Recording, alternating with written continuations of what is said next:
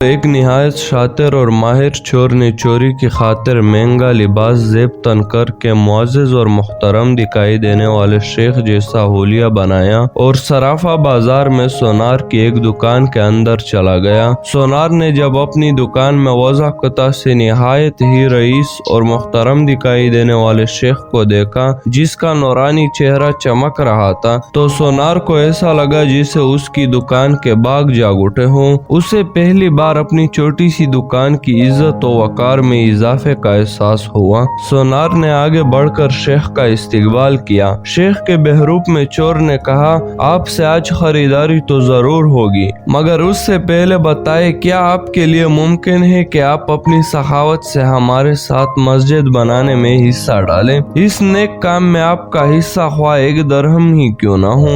Sonar نے چند درہم شیخ کے حوالے کیے ہی تھے کہ اسی اثنا میں ایک لڑکی جو در حقیقت چور کی ہم پیشہ تھی دکان میں داخل ہوئی اور سیدھی شیخ کے پاس جا کر اس کے ہاتھوں کو بوسہ دیا اور التجانیہ لہجے میں اپنے اور اپنے اہل و عیال کے لیے خیر و برکت کی دعا کے لیے کہا۔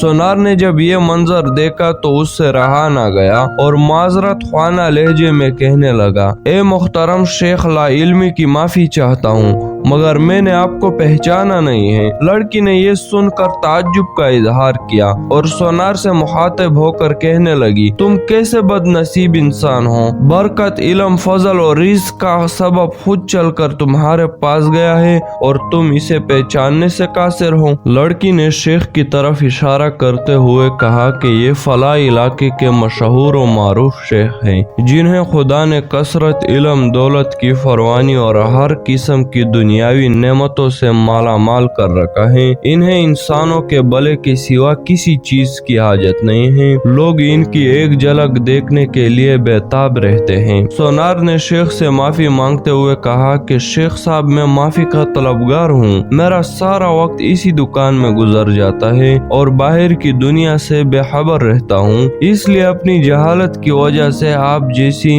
برگزیدہ ہستی کو نہ پہچان پایا۔ شیخ نے سونار سے کہا، کوئی بات نہیں، انسان خطا کا پتلا ہے، غلطی پر نادم ہونے والا شخص خدا کو بہت پسند ہے۔ تم ایسا کرو، ابھی میرا یہ رومال لے لو اور 7 دن اسے اپنا چہرہ پہنچتے رہو۔ 7 دنوں کے بعد یہ رومال تمہارے لیے ایسی برکت اور ایسا رزق لے آئے گا جہاں سے تمہیں توقع بھی نہ ہوگی۔ جوہری نے پورے ادب و احترام کے ساتھ رومال لیا، اسے بوسہ دیا، آنکھوں کو لگایا اور اپنا چہرہ پہنچا تو ایسا کرتے ہی وہ بے ہوش ہو کر گرا۔ اس کے گرتے ہی شیخ اور اس کی دوست لڑکی نے سونار کی دکان کو لوٹا اور وہاں سے فوراً رفو چکر ہو گئے۔ اس واقعے کو جب 4 سال گزر گئے اور سونار رو دھو کر اپنا نقصان بھول چکا تھا تو 4 سال کے بعد پولیس کی وردی میں ملبوس 2 اہلکار سونار کی دکان پر آئے۔ ان کے ساتھ وہی چور شیخ تھا جسے ہتھکڑیاں لگی ہوئی تھی۔ سونار اسے دیکھتے ہی پہچان گیا۔ ایک پولیس والا سونار کے پاس آ کر پوچھنے لگا، کیا آپ اس چور کو جانتے ہو؟ کیونکہ آپ کی گواہی سے ہی قاضی اسے سزا سنا سکتا ہے۔ سونار نے کہا، کیوں نہیں، اس نے فلاں طریقے واردات سے مجھے بے ہوش کر کے میری دکان لوٹ لی تھی۔ پولیس والا شیخ کے پاس گیا اور اس کی ہتھکڑی کو کھولتے ہوئے کہنے لگا، تم نے جس طرح دکان لوٹنے کا جرم کیا تھا ٹھیک اسی طرح وہ ساری کارروائی دہراؤ تاکہ ہم طریقہ واردات کو لکھ کر گواہ سمیت قاضی کے سامنے پیش کر کے تم پر فرد جرم عائد کروا سکیں۔ شیخ نے بتایا کہ میں اس طرح داخل ہوا اور یہ کہا اور میری مددگار لڑکی آئی اور اس نے فلاں بات کی، پھر میں نے رومال نکال کر دکاندار کو دیا۔ پولیس والے نے جیب سے ایک رومال نکال کر شیخ کو تمہایا۔ شیخ نے سونار کے پاس جا کر اسی طریقے سے اسے رومال پیش کیا تو پولیس والا سونار سے کہنے لگا، جناب آپ بالکل ٹھیک اسی طریقے سے رومال کو چہرے پر پہرے جیسے اس دن پہرا تھا۔